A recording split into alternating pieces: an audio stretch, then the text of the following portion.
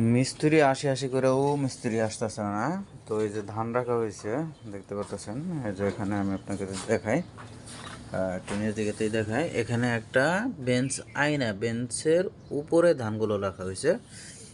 যদিও এটা ছাদ, কিন্তু হঠাৎ করে যদি বৃষ্টি নামে, আমার এই যে দেখতেই পারতেছেন ধাপড়ি কিন্তু পুরোপুরি ঘরগুলো একবার নষ্ট হয়ে গেছে। তো বৃষ্টি পড়তেই পারে। তো এই জন্য এই যে, আর ধান রাখার ক্ষেত্রেও এরকম যদি আপনি উপরে রাখেন, টুলের উপরে বা সংরক্ষণের রাখেন, তাহলে কিন্তু দীর্ঘদিন পর্যন্ত ধান কোনো সমস্যা হয় না। আলহামদুলিল্লাহ, এর জন্য এই সিস্টেমে রাখা হয়েছে। পরবর্তীতে যে ধানগুলো আনা হয়েছে সেগুলো এই যে রোদে দেওয়া হবে, দেখতে পাচ্ছেন। তো যে কথা বলতেছিলাম যে মিস্ত্রি আসি আসি করেও আসতেছে না।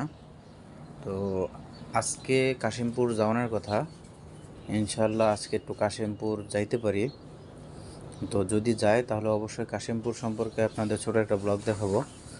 আর দ্বিতীয় কথাটা হলো যে কাশিমপুর আমার বাড়ি থেকে, এখান থেকে যাওয়া আসা খরচে প্রায় 100 টাকার উপরে খরচ যায়।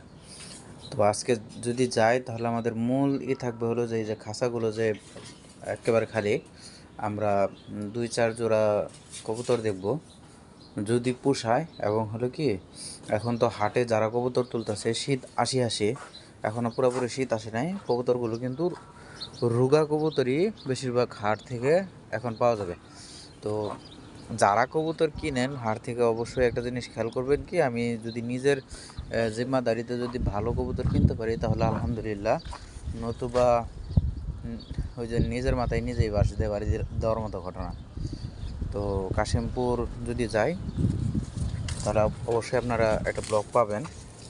আর এইদিকেও এই যে বালতি বুলতি রাখা হয়েছে, এখানেও কিছু নতুন করে কিছু গাছ লাগানো হবে। তো সবাই ভালো থাকবেন। আসসালামু আলাইকুম রহমতুল্লাহ।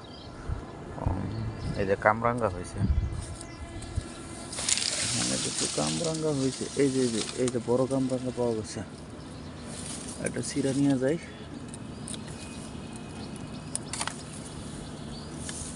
এখনো পাকে নাই, তবে কাঁচা। এই যে এখানে একবারে ঝোপা ধরে হয়েছে, হোক ইনশাল্লাহ।